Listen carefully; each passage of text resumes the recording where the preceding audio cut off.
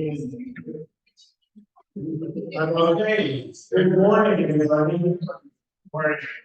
Let's get started with day 2 with another plenary session. You already heard the updates. The main updates of the day is take your honey. Either after the plenary session or maybe not. There's still a few honey pots left at the session. They're generously sponsored by University of Vienna, IST, so it'll be awesome.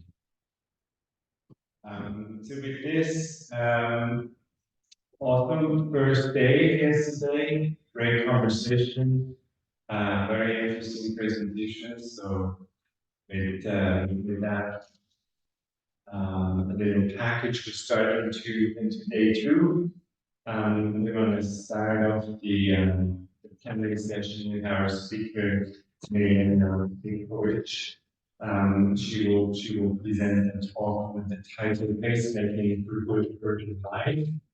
And it will be in many ways in that sort of same trajectory as the plenary session we had yesterday. And years on the refugee camp strategies and maybe after by Barnmore with sort of community collaboration.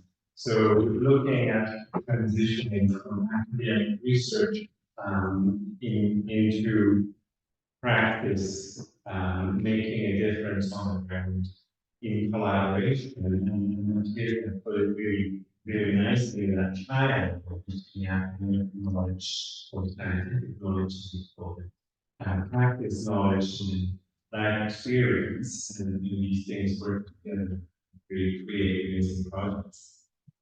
So by way of introduction, Milena is an architect, urban planner, and civic participation innovator specializing in faith-led public space renewal. Milena's experience includes work in various Dutch and international consultancies and think tanks. Her work quite literally takes her around the world. She managed the ISOCARP program for participatory workshops on urban regeneration in China, Indonesia and South Africa. And she led content preparation of the Placemaking Week in China in 2018.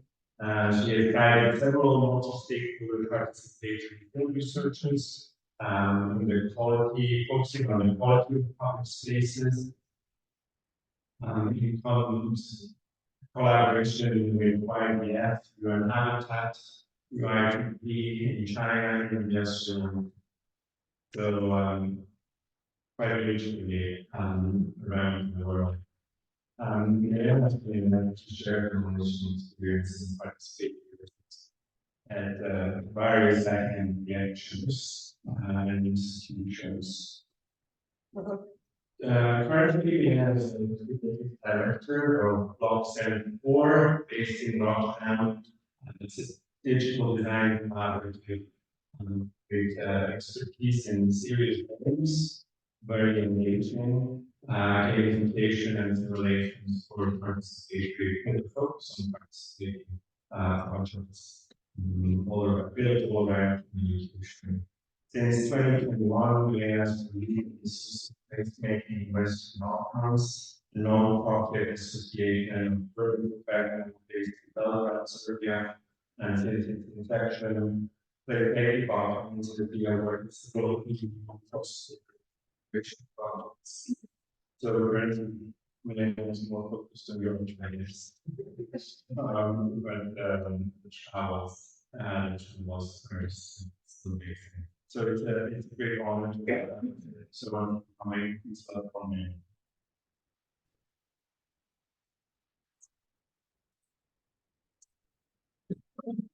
Wonderful introduction.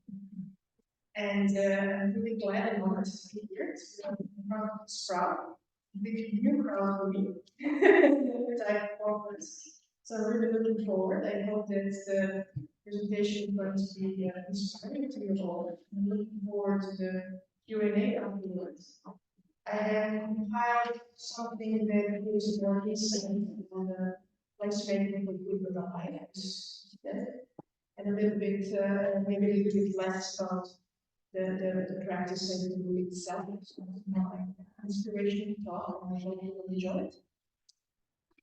Okay, so I will just very shortly repeat already what's been told in so many different words about me. As yes, I'm a Dutch Serbian architect. I live in the Netherlands, but I also live in Serbia. That's where I originally come from. I studied in Belgrade and moved to the Netherlands in the early 2000s. I was working a lot with Dutch consultancy offices in the Netherlands and through them around the world, as many said. And since 2020, I'm more focused on working in Europe, especially looking in Southeast Europe and Balkans, because there is a region that needs to be explored. In Europe itself, I'm working for the Placemaking Europe Foundation, which is based in Amsterdam. I'm the executive manager, the executive board member of the foundation, and we organize each year our Placemaking Week Europe, which compiles all the good practices across the continent about what placemaking is. But I'm also very much say innovative ways of developing tools for civic participation. I started working in civic participation some 15 years ago in the Netherlands, and I have followed how this whole topic engaging communities is evolved over the years. So my talk is also going to be a little bit about that. How can we actually use different tools, how can we be creative, motivating, urbanism, different bodies, get involved in the planet. So this is more, this talk, again, is more about what is placemaking and placemaking itself, what is the power of it. It's a very broad container term, and it covers mostly everything that has to do with making good public space. Me, myself, I'm a designer, so I'm looking through the prism of design and physical environment. A lot of my colleagues I collaborate with in the Netherlands are mostly experts with social studies, anthropology, human geography, other kinds of disciplines focus more on the social side of the city, and I focus more on hardware, so we can into the characters combining those. So I think that public space became hugely important during and after the COVID industry. Suddenly we realized how much we miss human contact, how much we miss good spaces in our cities and neighborhoods when we can come together. And after the COVID, I think that the whole body of work placemaking has shifted towards creating tools and methods for a just city, city that can be accessed and enjoyed by everyone, used by everyone. Green and healthy city is a topic that also emerged post-COVID.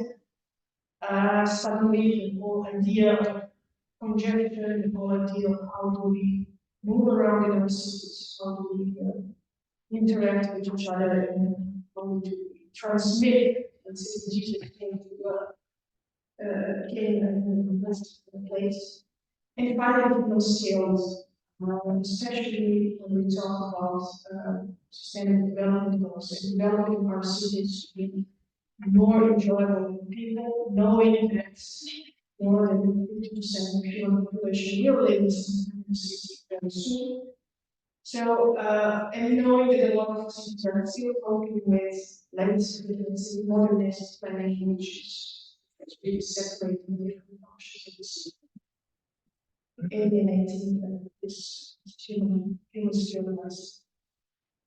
So, these three aspects are the modern and contemporary aspects. I will highlight them one by one. to give you some more information, more insights, what it means actually, and what it means in Europe. So let's start with green places. And this is the image from Rotterdam, from the city where I live. This is the area around the central station, central train station, very poor and desolated area for many years, area of a lot of problems, drug addiction, prostitution. It's really an area which we did not want to be occupied in the beginning. But in the past 10 years, the area has been transformed with the idea to bring more nations.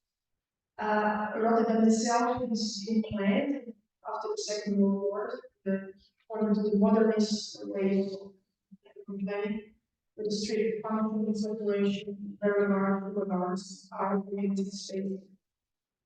So what has happened in the last 10 years is a transformation of this line centrally in the city, transforming it to kind of nourish better physical and mental health, to mitigate the effects of climate change, considering that below sea levels area change in climate affects the country greatly, which is quite vulnerable with all these changes. Urban heat islands, something that's struggling with in field farming, there's just too much content in all spaces. Creates hubs, very unpleasant environments, outside. And finally, nourishing biodiversity. So all these elements can be used to regenerate the public space around the central station. And what I think is amazing to see is that actually people are used to this public space now, and space to stay and to enjoy. It's something unconceivable 10 years ago, which you could actually sit on grass without the station. So it's a very good example of, let's say, this green placemaking on this level. There are other aspects of the city life green placemaking. This one is again from Rotterdam, and it's about transforming the inner core to be more pedestrian friendly, meaning removing the parking lots, and I know more the people coming from the States from Canada may look like, oh, can it be done? Yes, of course, there are a lot of mechanisms, and as you see also the profiles of the streets in the inner city are quite small, so you really gain a lot of good space when you really move cars. There have been numerous studies conducted by the city, but also by independent bodies, showing that actually all these small shops increase in their revenues when there are no parking places in front of them. And it may sound a little bit illogical for someone who comes from a car-oriented city, so you want to park in front of the store and want to park in front of the restaurant. But in this case, it shows that actually you can benefit if you have good public space for pedestrians in front of you.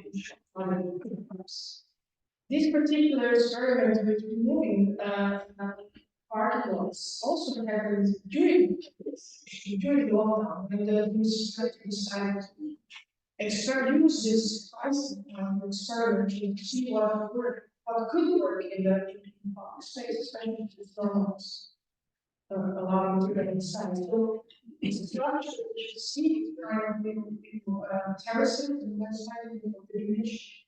Those terraces are being provided and made by the municipality using recycled boards from the harbor to make this circular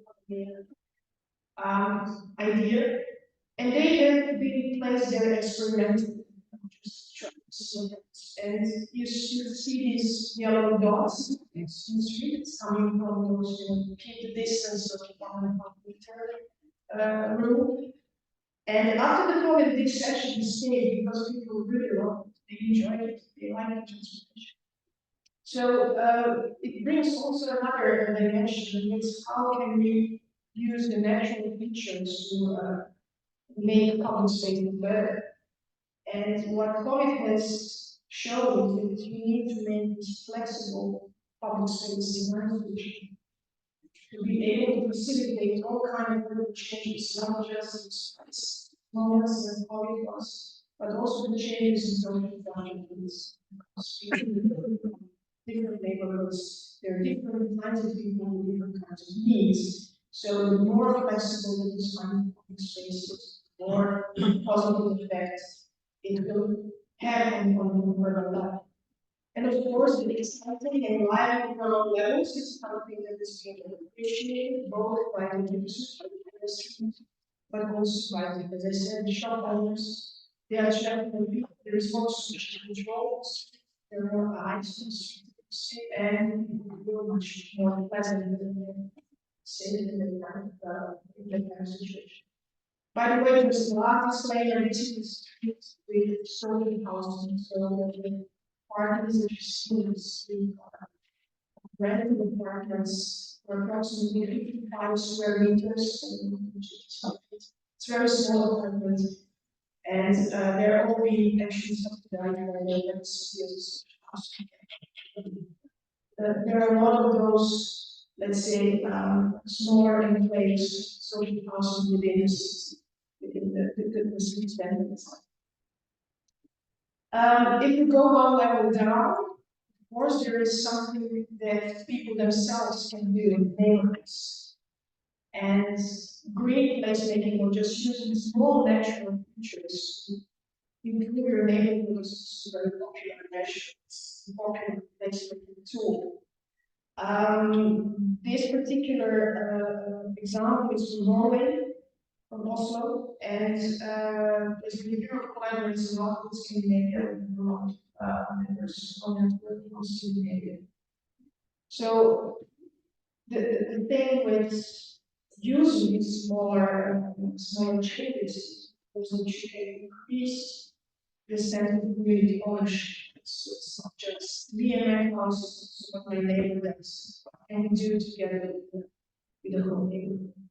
And there are some, let's say, non-physical tools, non-physical methods, programming or concepts which can help stimulate this. So think about all kind of temporary installation, temporary provisions, and this one which is just an open green market for exchanging of house plants.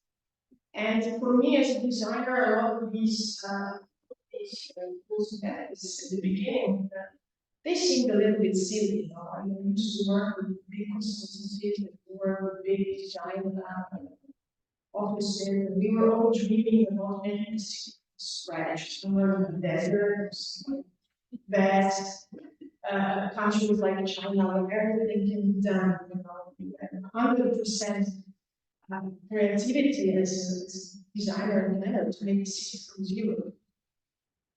And when I started working with the colleagues in placemaking, they were focusing on these kind of information. But let's organize a market with exchanging house plants.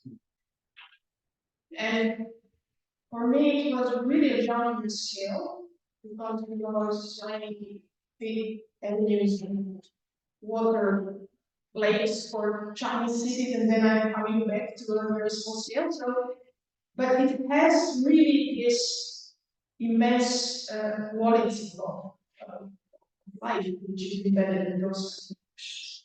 They seem very ephemeral, they seem very simple, but they really build this social issue of neighborhoods that really can make a difference why we want to live in this neighborhood and not somewhere else, because we have this small information.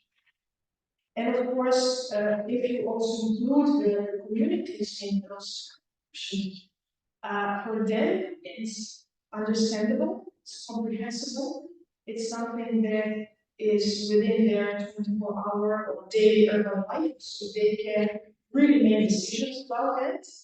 And I have seen in my practice a lot of good intended participatory trajectories which ended nowhere because suddenly the city was was trying to ask people what to think about the vision of our city. And people got lost. There were a lot of persons who were not professionally educated in design and engineering.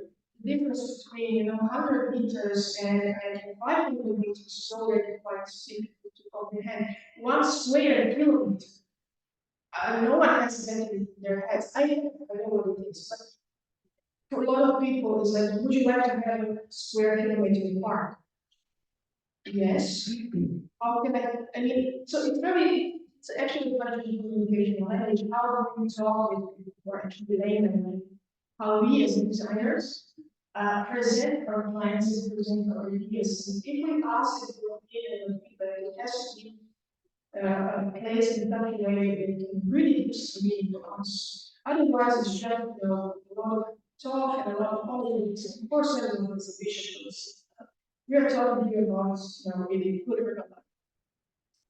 Of course, there have been a lot of talks about placemaking the method of gentrification and the access to people, to the devil, to kind of push out the poor people and get the rich people in the neighborhood with these kind of small actions. But we are also working with developers, area developers, and we see that there is a kind of appreciation between, let's say, commercial sector or real estate developers to understand some of those tools about placemaking. And of course, they do it in their own process. They don't understand that, and they shouldn't. I don't have this revolutionary mindset. No, it will not, but it will bring some of the positive change.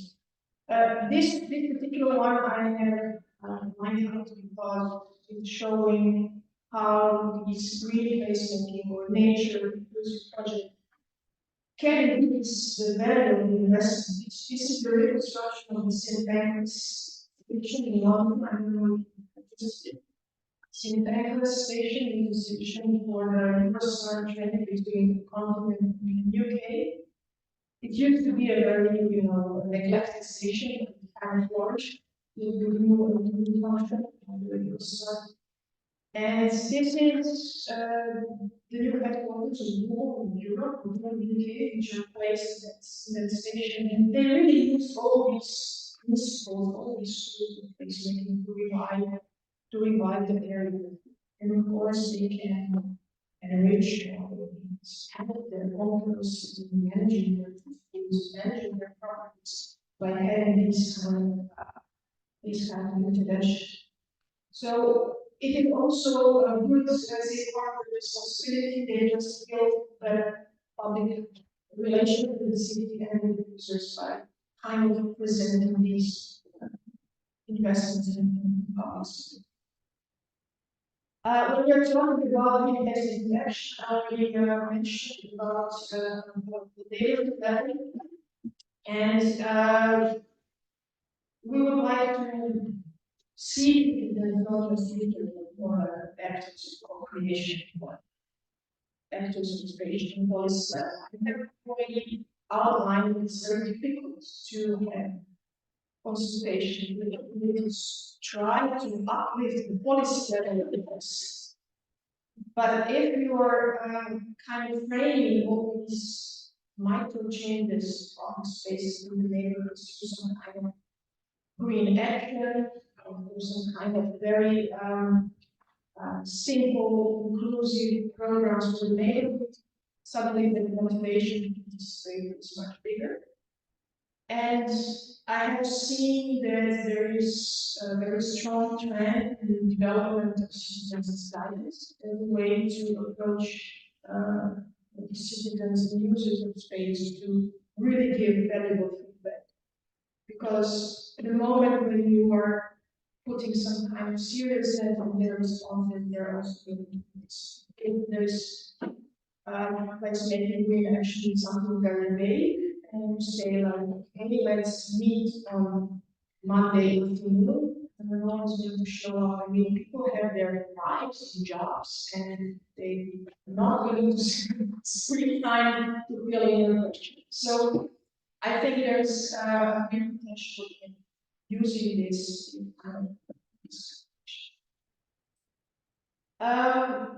I'm now going to jump a little bit towards the end of my talk. I'm going to jump into the context. Everything I was showing until now, it's a bit more from Western Europe, most of the Netherlands, but since 2021, I started working on community development, placemaking methods, participatory methods, also in the Western Balkan region. So we started with placemaking Balkans in 2021 in Belgrade, trying to use all kinds of neighborhood tools, neighborhood transformation tools to drive the change of the cities. Just to give you a little bit of context, the Southeast Europe region and the Balkans region is quite different, and the rest of Europe is also quite different than the Central Europe and East Europe. The pressure is high on densification of urbanization to catch up with the rest of Europe. So cities are developing really very fast way, with a lot of, let's say, dubious regulations and very weak annexes. So let's say that city control over the planning system is kind of out of hands to the private developers. So there is a lot of things happening. Most of the time, negative consequences. First negative consequence is extracting the public space by densification, by just building on public land, increasing the densities in the inner city location. And the other negative trend, which we try to tackle, hopefully this year, next year, with different projects, is the rise in informal settlements for people who are outside the system, not being able to buy or rent a house, but they're just building illegal those. So there is a lot of that kind of development as well. So what we were trying to do is, with our first project in Belgrade, is actually mobilize the whole community to save the little park they had, the little neighborhood park they had, the last open space lot in their neighborhood, which was not occupied by developers. And we tried to kind of organize it as both consultation of the neighborhood, what would they like to have it as a program in that last area, remaining area, but also the hands-on planting urban garden together with children. So this is how it looked like at the end, and I have to say, expect we have more than 200 people on a very small park, which is maybe 20 by 20 meters. It's not big at all. It's a really small green patch, but it turned out to be a neighborhood party, a very good social event. The white things you see on the line, it's not launched, it was a drawing of the children who were kind of making their own designs for this area. They were also planting themselves some of the herbs in the garden. And of course, the big issue was how can you maintain it? Can you bring some change in formal planning legislation? Can you use this as an example to kind of communicate all different kind of needs between the citizens and the departments planning? And everyone agreed that there is a need for new partnerships between these organizations who are in charge of creating better public spaces and actual users, because it's part of their daily life. It's something that they can do very attractive, especially when it comes to smaller space, which, as I said, are implementing this good urban life, which we really have this kind of we have also tried to kind of communicate to both ends of the stakeholders. One end, of course, the cities themselves need to start to build trust towards these initiatives of the residents themselves. And we communicated to the city that, you know, look, this is not just people planting plants. This is just, this is also the direction that we can mitigate climate change effects. You can increase the green surface in city and lower these island effects and more better surfaces, so the rainfall. So there are a lot of benefits like that. And the reaction from the municipalities in the city was very nice, but it's very punctual. We work in city-wide, or we manage the whole city, and we can't really get busy with just one or two parts. So it was a kind of weird dialogue, you know, because on the other hand, the residents themselves, they say, yeah, but there is this greenery department. It's not doing anything. They have to do everything. Then greenery departments. Yeah, but they have another location, another side of the city. So it's a kind of push and pull story.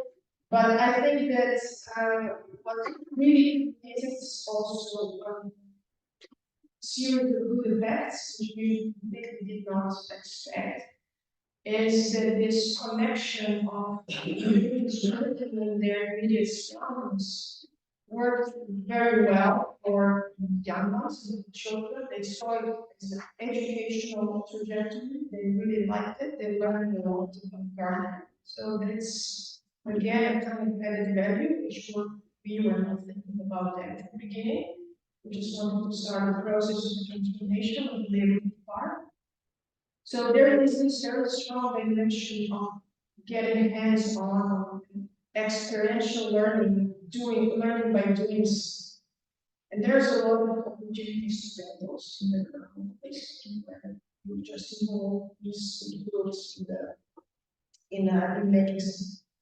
So that was the last slide. I hope it's kind of a good moment to start with some questions.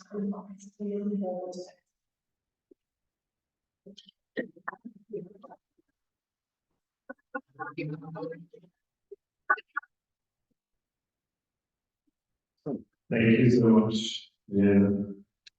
I'm running around. Who's excited? Yeah.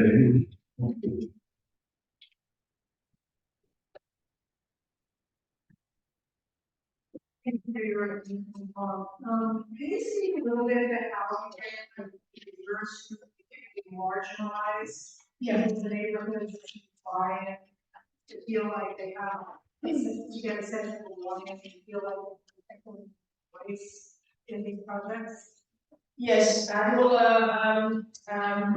Okay, I will talk about that from this particular example regarding public.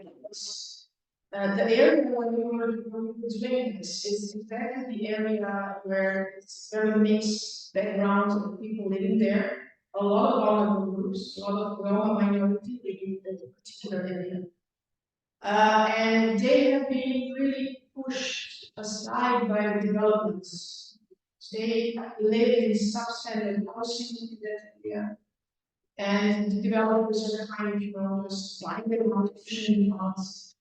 And on the other hand, they are very much present every day in the neighborhood. There is a high unemployment rate, so they are every day, every time of the day almost in the neighborhood. So it is really their space.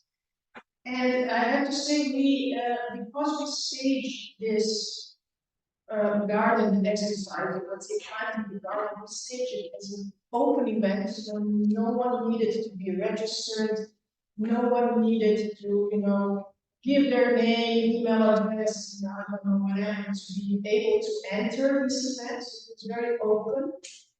And we did it really with purpose to create this atmosphere so people who are not usually included, more people do not go to the municipality to complain, do not have any contact with official instances because they are intimidated, scared, they feel they don't belong there. They did came because we looked very openly invited. So I think that's one of those good points using these kind of methods. If I look at it from this sociological point of view, so not so much as a designer and co-creator, is it's a very soft tool which can be, a very soft tool which can kind of bridge these if it's placed in this overall. Thank you. Yes.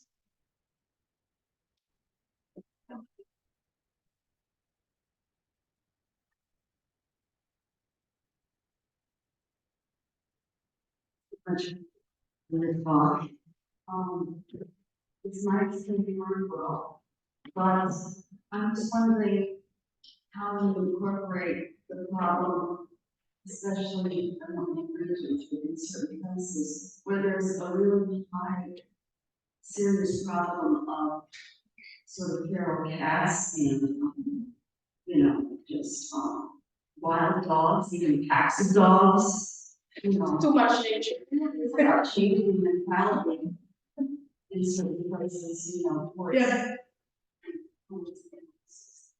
Yeah.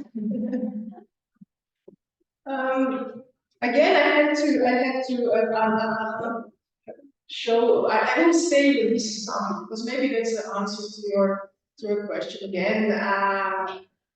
As I said, we work a lot in the Southeast European politics now, which is, kind of a land behind the mirror compared to the Western countries.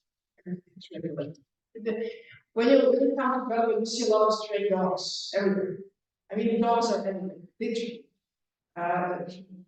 Registered dogs like ours, but also dogs. They're just all over the place.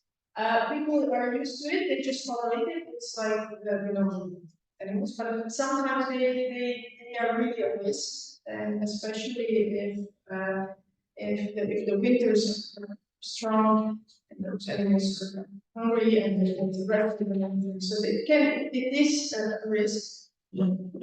But it's placemaking not some kind of magic bullet. If we can't do everything at the same time, and if we just focus on making spaces which are maintained probably by the community themselves, then we can't really influence how the waste management or the kind of biological department of the city works. It's not. I think that we also should not try to do everything at the same time, one step at a time.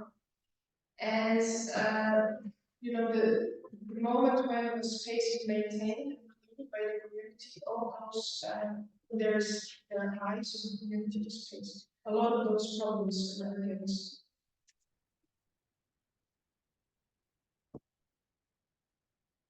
Okay. Thank you. Thank you, especially for all those examples that you showed us. We have a very strong debate on placemaking processes, and I wanted to ask you, in Switzerland, some municipalities have been created city marketing, looking at the white branding and Place branding. Yeah, exactly. Yeah. In the science, we are discussing about the relationship of online. So you didn't mention anything about digitalization and yes. the experience with that. Maybe you can give us some experiences concerning the representation of residence, age, gender, things like that. Yes. Yes. Okay. I see there are two questions. One question is more about digitalization. Another question about who participates in this in these concrete physical and remote actions. About digitalization, to be honest, it's a very big thing, and most of the time it's about how to help public servants get his job better done with the digital tools, which is not what we are talking a lot. And in terms of digitalization, I'm particularly working with serious games and the education tools to bring new skills and new ways of thinking about space among diverse groups of people. Most of the time it's youth.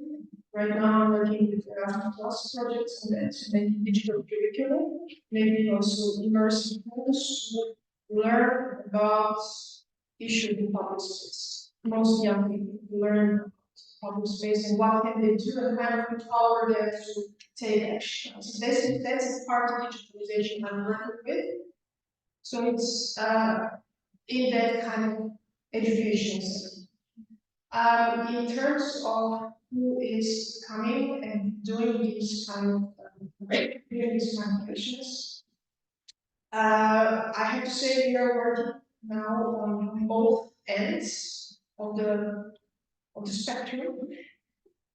So we do work with activist groups who are then mobilizing communities and saying, okay, there's things that needs to be changed in your surrounding, and this is what you can do. To reach out to marginalized groups has been always very difficult because of mistrust.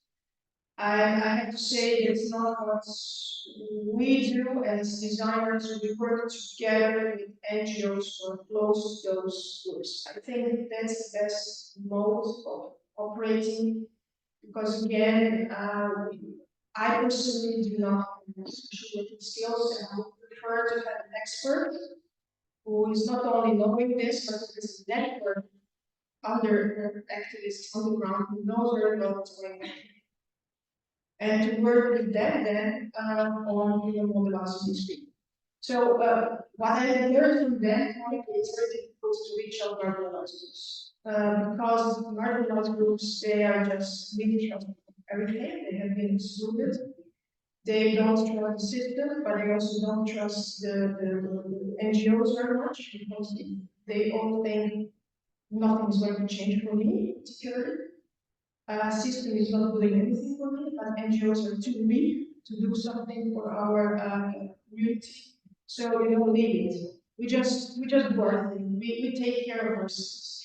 That's a feeling of taking care of yourself. It's very strong in this particular region because this maybe century-long mistrust of anyone who is in the management system. So you're taking care of your group, of your group. So they trust the huge. But when we do motivate, let's say those groups to ground, usually it's there is always a lot of women. There's always a lot of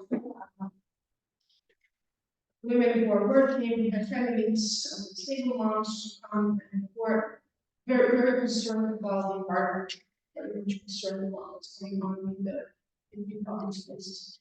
There is a big issue of safety security, of course, and then again, this, so that's if I have to, estimate who is the bigger contributor, then that's the bigger who is the biggest demographic who is the biggest. Just go back a little bit on the vulnerable groups. They have a lot before the COVID in this region. There was a lot of migrants coming, probably you know it, in the big migrant crisis from the war in Afghanistan finished. So there were a lot of migrants coming to Syria, coming through this particular area and trying to get into the fortress Europe. But understand the Balkans is not in Europe, so not in the EU. So there is this bulk of people coming on their way through, trying to reach Germany, trying to reach Sweden, trying to reach Austria, trying to reach Hungary, just to get over the border. Some of them do, some of them just say, and they are afraid for human trafficking. This was a big issue. And you know, when you burden already quite poor region, economically challenged region, when you burden them with the influx of another group of, you know, kind of vulnerable, economically impoverished people, it creates really a lot of problems. That person's fault that was solved in a couple of months, and kind of dispersed, and now it's not that prominent. The groups are kind of, you know, already expedited to Europe. Everyone just go. We don't have the resources to take care of it here. There's no job, local people at the local level. But it's still, again, there's still this kind of big mistrust. So others are coming, staying, going away. So in the bigger cities now, there is no more issue in public spaces, but in some of the border region cities, border with Austria, border with Hungary, it is a problem. Thank you for your time. I have a couple of questions. Good. Kind of responding to my first a little bit, maybe you can still consider it. I'm wondering how placemakers avoid a sense of tokens among those who engage in the process. So I think you mentioned during the presentation that you engaged in these creative planning exercises, and then the outcome was that this is what the parties were weary about actually implementing this ideas. Yeah. And so again, I can sort of envision how a number of people might feel, well, this was just a token exercise. Yeah. Engaging that and planning activities. Nothing came to fruition. Yeah. It maybe touches on your point about trust. Yes. Just quickly, the second question is more related to what are your thoughts on encouraging more individuals to engage in tactical places, active urbanism? Yes, that's a very good question. That's also something we're working very much on. After 2 years of working really with vulnerable groups, we have decided to move on to a bit more energetic or a bit more entrepreneurial in the city, where, as you say, are much more powerful in doing tactical urbanism, because that really those minority groups, they just don't have the power to do anything, and they're so much consumed with survival that all this is just above their daily activities. But we have a couple of projects right now funded by Creative Europe, which is looking into merging arts and science and, let's say, public space to create new opportunities or to create new aesthetical values of public space, and transform those liminal spaces which are kind of in between. They're not private properties, maybe they're state property, but they're kind of state decay, to activate those areas through art and science, rather than trying to put that burden on vulnerable groups in that neighborhood to now do public space interventions when they have to, look for jobs. Let's look into the other actors, other stakeholders in the group, which can then contribute to this. It's a whole other presentation. I was more about the basics about it. But there is one interesting project we're doing right now in Dublin, with our partners from Italy, from Milena, and from Portugal, from Lisbon. We're actually transforming the old industrial area, which is already a conservation industrial area on the river, a lot of abandoned industrial structures, there is a group of entrepreneurial artists who decided to pool their resources and say, like, okay, we're going to rent this space, we're going to open a restaurant here, get the income, and we can do our art, because that's how we support ourselves. So there is a lot, I think there is a lot of this mentality of self-sufficient, and taking care of yourself, and looking what can you do, rather than waiting for architect, designer, the city to come along and roll out plans. So you try to do the best you can with the thing that you have, and they are quite successful. They improved their resources. They made kind of, you know, in the gastronomic street. So there's a lot of eateries left and right. They generate income, and we approached them and said, like, listen, there is this neighborhood just behind. It doesn't have any parks. They don't have anything. They can't come to the river. Just buildings there. I can really do something. And we said, yeah, of course we can make a new square. We'll do it. We will make it, because if we make a good square, it's also good for our restaurants here and our cafes and food carts. Yeah, let's do placemaking. Why not? It's great. Let's do it.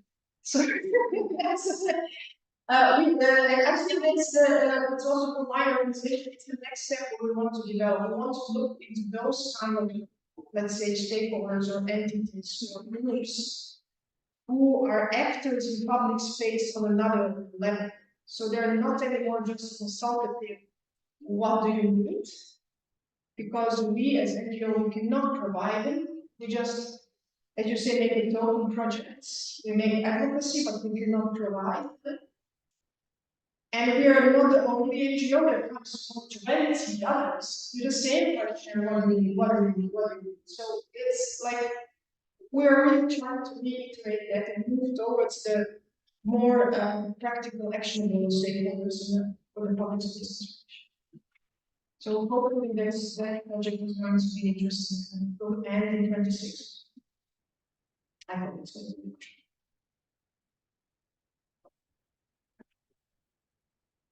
So, okay, I'm walking over to you and ask my question in the meantime. Thanks for the presentation. It's really good to illustrate the sort of opportunities that can be created by transformer spaces. I'm curious, maybe on a few thoughts of yours on the originating situation in terms of asocial forms, which is the title of the conference or the special theme for the conference. Do you think the actual physical form is in itself asocial, or do you think it is a sort of derelict social situation that makes it problematic? I'm curious in your thoughts on no things interpret it in that moment when people come together and say this is not working. Because we're always curious of how do we play the system in the future to make the right decisions going forward. So any thoughts on what makes it sort of form to begin with? Honestly, I think the social form sounds very modernistic to me. Like, let's make a kind of neutral space where everyone can come and show their identity in a true light. I think that people will always need meaning. There's always, you need some kind of starting point. You need some kind of heritage. With heritage, I don't mean a very, very Viennese opera heritage. Heritage can be also a beautiful tree on your square. Heritage can be just, kind of story you have heard about this. So, but you need to start with some meaning, and then to work from that. And of course, the danger with that is that for different groups can have different connotations. But the history of one place is maybe defined by a very dominant group, and that's I noticed that with my work in the Netherlands as well. This whole issue of decolonization, interpretation of spaces, which are seen as a culture, but actually are coming from a narrative of domination or exploitation of certain values. I see how those things have developed this time, and now everyone is much more aware about the certain symbols of public space. So I think there is a lot of things to do with that, and the best way is just keep on talking and having a dialogue on what those symbols really mean for different groups. And that dialogue is still kind of, very polarized. But then again, everything is polarized these days, you have war and everything.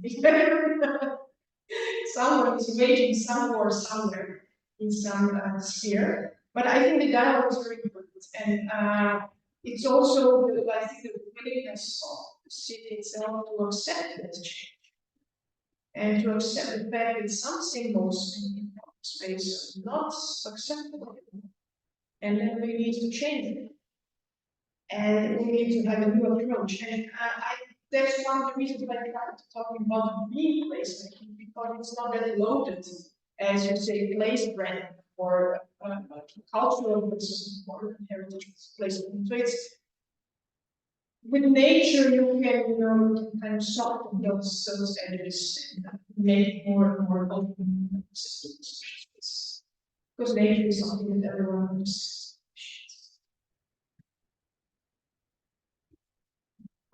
My opportunity to ask the last question here. Well, thank you very much for your comment. And I wanted to come back to the first slide you showed. I have a very specific architect directed micro scale. Yeah. This one. Yeah. I was really intrigued with this. My comprehension of this is that it's about a way of creating safe or enclosed or outdoor space. Is that right? Yeah. Yes. Is this something that your design or is it? No, it's not my design. Just I found it a very interesting image of people sitting in these circles, this police officer looking over, taking care that everyone is within a circle. And I was just wondering, is this how we're going to use public space? Well, to me, when I was looking at this, I was really struck with its form, and but also with the possibility of this being a permanent thing and having its own memory, its own heritage of a certain time. And I don't think that we started to look at the memorialization of COVID yet, but it's coming. And to me, this would be this is a beautiful form for a beautiful way of describing the service that also gives meaning beyond just the functionary of giving social distance. But there's a beautiful, so maybe it's an observation as much. It's a very weird program. On one side it's kind of oppressive, and this figure looking over the people and these perfect circles when you need to sit, but on the other side, people kind of make it their own. You see this little pink rug, and then someone's with white thread, someone's just lines, someone's having a dog. So all these circles are kind of individual. People customize this part much better than before the COVID, when maybe they were just passing through. Suddenly they want to be on something and to make it their own, give their own identity. So I think that's kind of weird in this image. Okay, great. Very last.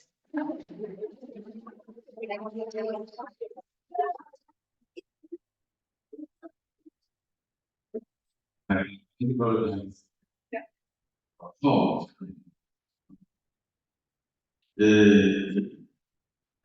I feel very much sympathy.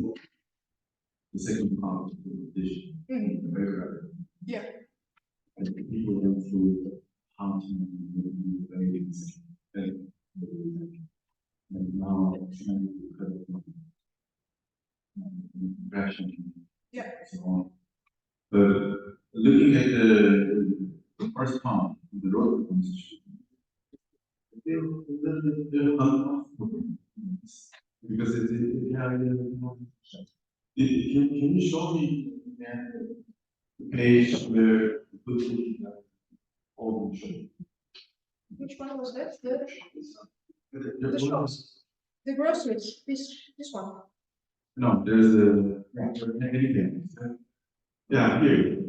Yeah. Okay. Yeah, because I happen to know that maybe this is out of your concern.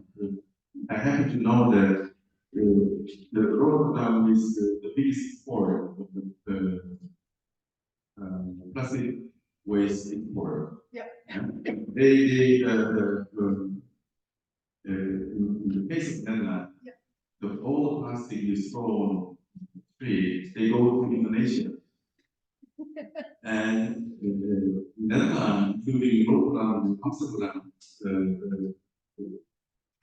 the Indonesian population is, and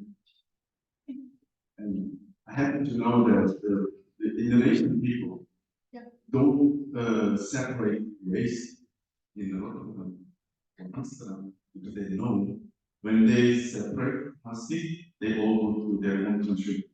They don't separate. I mean, this is kind of a general enactment itself. Yeah. And looking at yours, like placemaking activities are mostly with achievement. Yes. Okay. I have two replies to that. First one is about this phenomenon of placemaking being, the first world's method, and usually what is being shown as a good practice. Placemaking is coming from Scandinavia, the Netherlands, etc. For the countries which do have a kind of controversial policy. So in terms of, okay, we make our countries very clean, and all old clothes go to Ghana, old cars go to Congo, all plastic goes to Indonesia, but we have our environment is clean, we say we are planet friendly, we say we are using the energy, but clean energy. That is basically on the cost of someone else. So some other countries getting dirty because you have policies in place to keep your country clean. It's a kind of controversial thing. I know in Denmark there's a lot of those kind of image problems with clean energy while they're actually not, maybe I'm wrong. I know there is a lot of this controversy. I don't believe that you can export a solution one-on-one. You can always, of course, you can show examples of placemaking or community building in Western Europe, but you need to look at the local context. Condition mentality, how do people organize themselves? It's completely different. To ask the second question, but people always participating are, Swedish or Dutch. They don't see the minorities in those countries really participating. I was working 10 years ago with a young architectural officer who was pioneering in their practice, still collaborating. They decided to move their practice into the area of the city when there are only minorities. Because all the architectural practices are in one part of the city, talking only to their clients, talking to all the communities, working with their communities in other parts of the city, which the minorities. But no one is there, no one is putting the practice there. So how can you make a community design which just really is embedded and needed? So they open the office in the garage somewhere, let's say, let's call it again, it's not again. But it's less part of town. And that was looked upon as like weird. You're never going to get clients. No one is going to come here. Why are you opening a practice? But they were working a lot with the city, with projects, and wanted to include as much as possible. And even that was not enough because a lot of these communities do not know Dutch language that well. So how do you ask them anything or motivate them to come or to say if they are not mastered the language? And usually it's the young people who do have knowledge of language and they are interested. But on the other hand, young people are ephemeral, they kind of evasive group, they may not be interested in this kind of big community topic. So it's still quite a challenge to work with, and I think that we need to have more of those offices who are ready to take those kind of risks and to go into be really the pioneers in that way. And also to conclude this, I think the whole discipline of design has to go. If I look at the Technical University of Delft, or even here in Vienna, but maybe less in Delft, architecture is, you don't see people from basic studies, you don't see people from Turkish background, you don't see people from Moroccan background doing architecture in its first few years. So how you need really also to change the education methods. You need to attract those people from those groups to be interested in design in the first place. Otherwise, you will always be someone coming from the outside trying to do it. So that's I think that's a challenging one. Okay, cool. I was in here, lots of material to discuss, so we can coffee break. Yes. So, we will take coffee and then in sessions. Thank you.